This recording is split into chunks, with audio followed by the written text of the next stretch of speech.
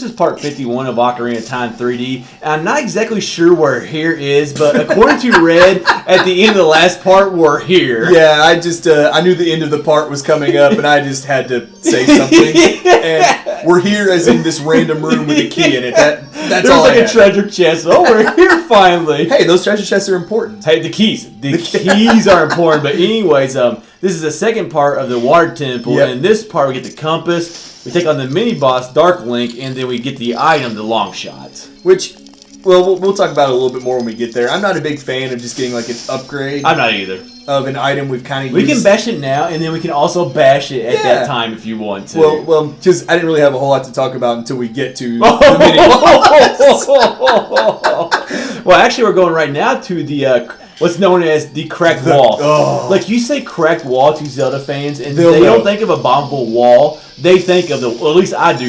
Of the Water Temple. It's just so easy to forget about. Like, you get that glimpse of it earlier on when you're with Rudo, and then you just totally space because you can't do anything with it at the time. And it has caused us infinite frustration coming back to find that key. That is one of the ones I do miss a key in this dungeon. When I eventually miss a key every time I play this dungeon, happen, that's the one that happens the most. I don't think we addressed this when we were in the middle pillar. But like this cinematic when you're in the middle of the pillar, like it shows that hole. That was always the dude. The first time I played that, had no clue that hole was there. Couldn't never find that key. And we didn't talk about this, so let's go ahead and talk about it a little bit right now. We got a second to kill. That's one thing I didn't really like with this one of the few things I didn't like with the remake was how they kind of focused in on that hole. I know people are less patient. They have more to do nowadays. So that's true. Sometimes you got to make things easier, especially for kids. But just that was the fun part about the Water Temple was not knowing that was there. And that's another one that until this remake, it was just a very easy key to forget. Like you said, I didn't even know the dang hole was there until like you realize that there's a spot on the map you haven't been to. But like going back to like that and the crack wall are usually the two keys I forget now. Behind the scenes when I scripted the first recording, totally different keys. So I don't know. We get two of the right keys, you screw up another one. So well, the funny part is there's a room coming up here in just a minute where actually I think it's the next room we go into. That when you get to the top of it, that's when you realize that you're short a key. No, it's the third level. We go to the third level, and that's what. Yeah, we'll talk about that room. But there's always a certain point, like you said, it's that room. You're like, oh crap, I forgot a key. Yeah. I really like you'll see us right now, like riding these water fountains up and down. And I don't think they've done that yet in this game, but it's like using switches to raise just like these pillars of water. I think we crossed one earlier. I can't remember if we crossed one earlier.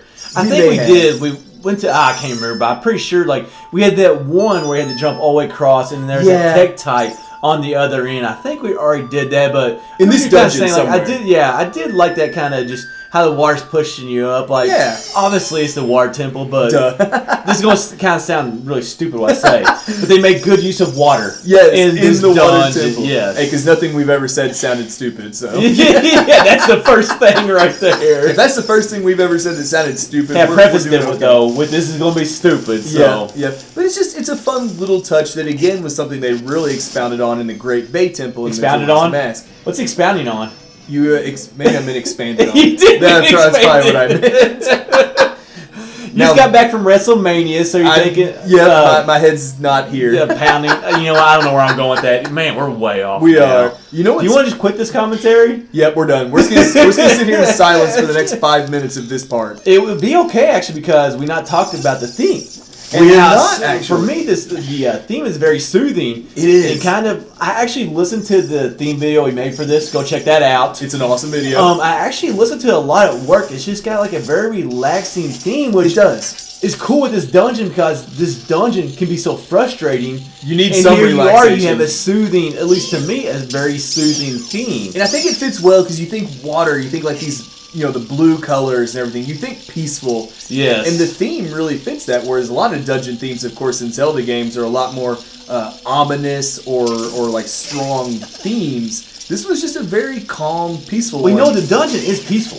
It is. It's the enemies are not really there. There's not a lot of noise. It's the confusion that gets to you. So, it's really kind of calm and peaceful. It's just challenging and confusing. Now, I'm sorry. I know what you're going to say, but go ahead. I was going to say the same thing. I love that room that we just got out of. like the like staircase almost like of blocks coming down that waterfall. I think it was just a very well done room. It can be a frustrating room when you get to the top. Yeah, because that's what I was about to say. Is like usually that's the door right there where you're like, oh crap, I missed a key somewhere. For me, it's always been that door. Me too, because you have to have like you use a key to get into that room, and then you need another one to get out of it. At the top. There's nothing more frustrating than getting to the top of that waterfall and not having a key. I finally made it to the top, and then no, you didn't. Like, son of a gun. You gotta go all the way back down right there. Now, right after that, though, is a room that I don't think either of us. It's very tedious. I call it the crystal puzzle room, but I mean, it's kind of a cool little puzzle, but like I said, it's just too tedious for me. Just having to hit that thing numerous times, and I don't think it's that hard, to be honest with you. It isn't. I mean, if you pay attention, it's not difficult at all. But we need to like put them to a certain level of hook shot. The only thing that's really difficult is like having to climb on top of that one right there and then hit it again. Because other than that, you need the hook shot to get to certain levels. So, but man, the very end of this room though, I love how the walls and the door at the other end look so dark because the mini boss we fight, as we mentioned at the very beginning, is Dark Link. So I like how even like the snake statues are all like black. Right, I never noticed that. That's a very good point to point out. Yes. But I will say though, hands down, my vocabulary was very strong right there. And you expounded upon it. But I gotta say, like,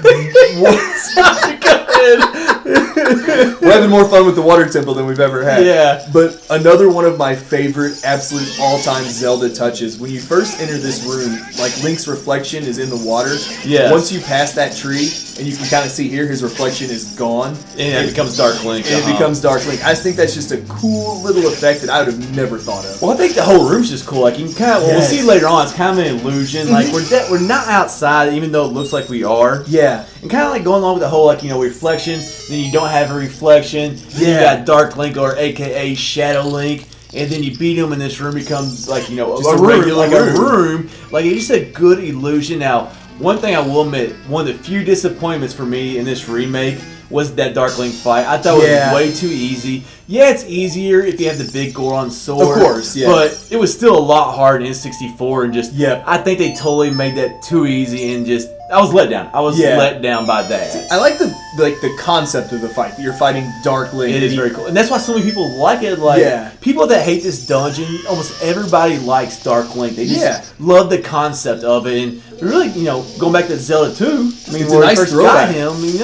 people, they don't really like that fight, but like I said, it's just a cool concept to be fighting your shadow. It is, but like you said, I mean, or your evil twin, or whatever you want to say. Yeah, they did kind of dumb it down, and of course, when you have the big Goron sword, he really can't deflect it or block it. So he could in the N64 version. I thought that he swung at you, like in the N64 version, because I know I almost always used the hammer. Yes, because he couldn't block that one, so I thought when he used the big Goron sword in the N64 version, like he just hit back at you, and you just kept on doing that. And of course, using the Master Sword, he can kind of counter just about whatever you throw. So I don't know. I don't think he got hit on us, did he? I don't think so either. So just way too easy and way too fast. Definitely. To be honest with you. So now this room though, and you kind of mentioned this before we started doing our commentary. It feels like this vortex room feels like we should be in like the very bottom or like the depths. I agree. Of the water dungeon. It feels like we're outside. It feels like we're outside the dungeon right now. Yeah. And we're not. And really, this is from the fall we took. It looks like it should be around the second level. Yeah. So it's really kind of more in the middle. But I love this room. Just like we're not even in a dungeon. We're like in the bottom part of the dungeon. It's so weird. You're right in the middle of it. But now that we're out of that room. Make it a little bit longer. Make it a little bit longer. This wraps up part 51 of Ocarina of Time 3D.